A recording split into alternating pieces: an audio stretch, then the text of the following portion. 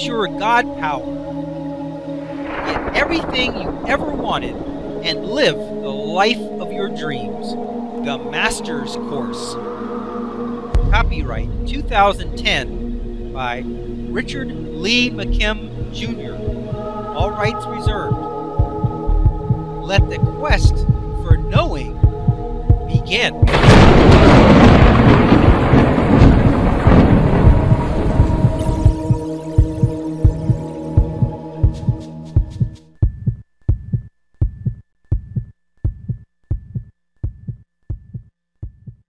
This is where physical reality reveals its flaws, or does it?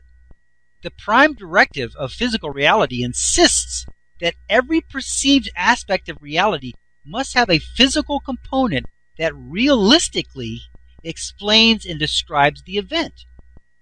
By this directive, sight has eyes that receive light rays and a retina that converts them into nerve signals and all kinds of realistic physical processes that cascade through a brain, finally resulting in vision. However, seeing with the fingertips violates this prime directive of our physical reality.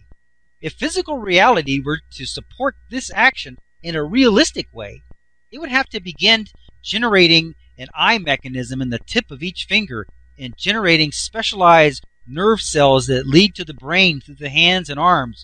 And only after this transformation was complete, then and only then would a realistic reality begin to see from the fingertips by way of this newly generated seeing mechanism. But this physical, realistic counterpart and justification hasn't taken place. Does this mean that physical reality is actually flawed? No, it does not. The reason that reality always has to be realistic is because it is based on our beliefs. We have to believe it for it to be our reality. So, we only believe that which is realistic, and that is why reality always, almost always, has a realistic explanation. Otherwise, we wouldn't believe it, and it wouldn't become our reality. Get it? We only believe what is realistic, and so we only experience and see that which is realistic. However, we do have a back door to this realistic requirement. Reality is actually still working perfectly by way of an exception clause. What has actually happened is that this amazing feat has been experienced, and the justification is the supernatural, a miracle, or just a freak of nature. It is our belief in the unusual, the supernatural, and miracles which opens the door to amazing experiences that would otherwise be unavailable to us if they had to have a physical justification. This is how I got the idea for this book, because I realized that these weren't just freak occurrences, they were all similar, and that they were all in their own reality. They could do things over and over again, consistently within their own world, reality, that we were unable to do in ours. But the fact that they were able to do these amazing things is as real as the fact that we cannot. According to our agreed upon definition, anything that can be done and experienced is real and reality. Both of these opposing realities can and do exist side by side. Consider this next freak of nature, or miracle, or supernatural event, or as I like to call it, an expression of their personal, individual, and specialized reality. David Eisenberg, MD, a clinical research fellow at the Harvard Medical School, published an account of two school-aged Chinese sisters in Beijing who could see well enough with the skin in their armpits to read notes and identify colors. What? Okay, let's look at this illustration. Normal reality. Here we go again. The normal physical meaning of the persons. Then the physical meaning of armpits. Armpits don't see. Everyone knows that. The physical meaning of seeing. Seeing requires light and eyes. Everyone knows that, don't they? Equals the physical meaning result they don't see with their armpits. That's normal reality, isn't it?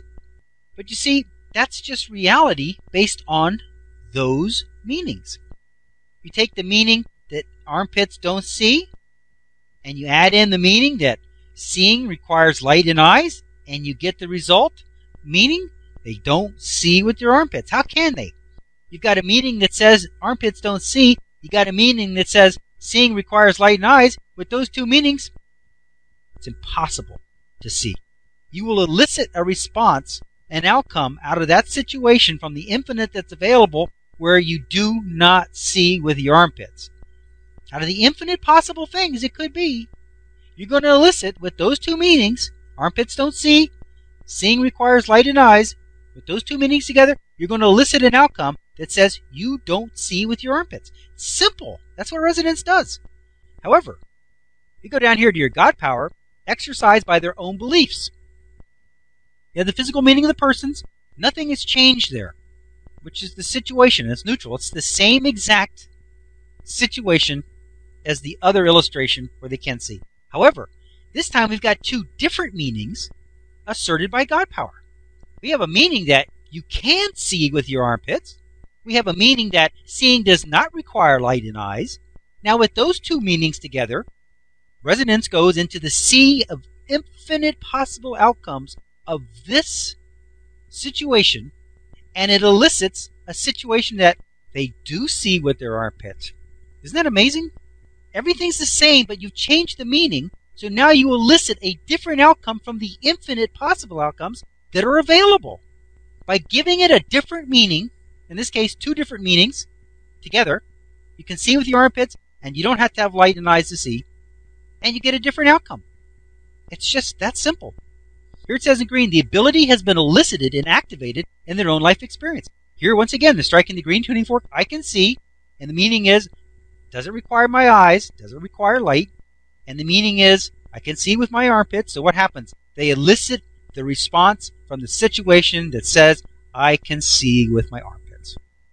Not just one, by the way. Both of those girls can. They both had the same meaning. Now, isn't that interesting in itself? I mean, one person having that is really extraordinary, but since they were sisters, they were both thinking the same thoughts because they talked to each other. They both had the same ideas. They both had the same meanings, so they both had the ability.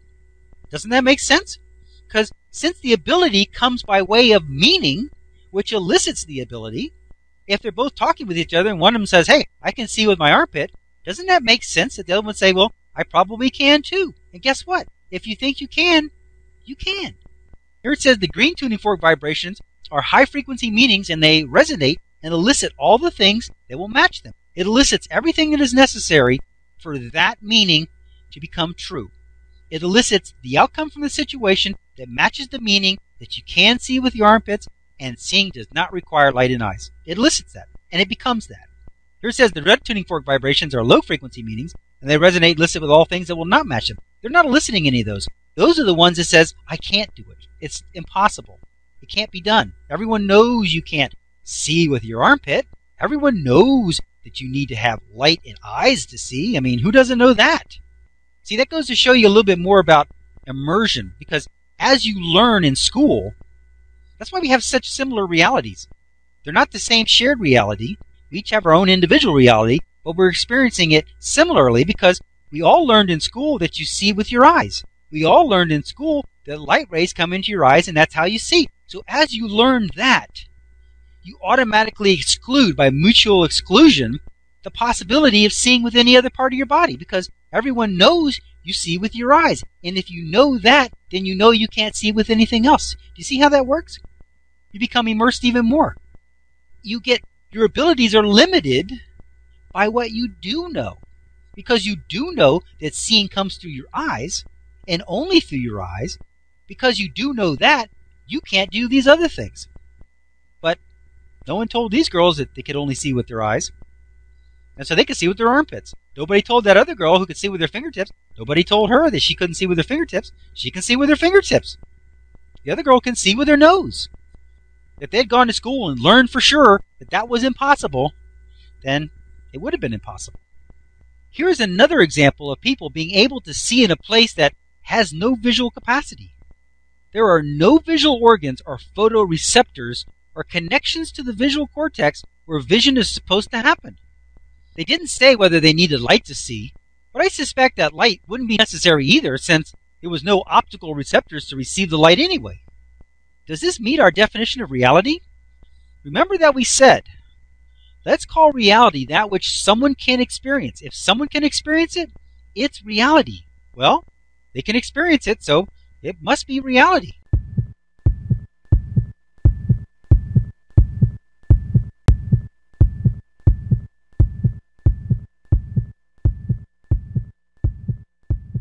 To continue, go to How to Use Your God Power, chapter number 10, segment number 15.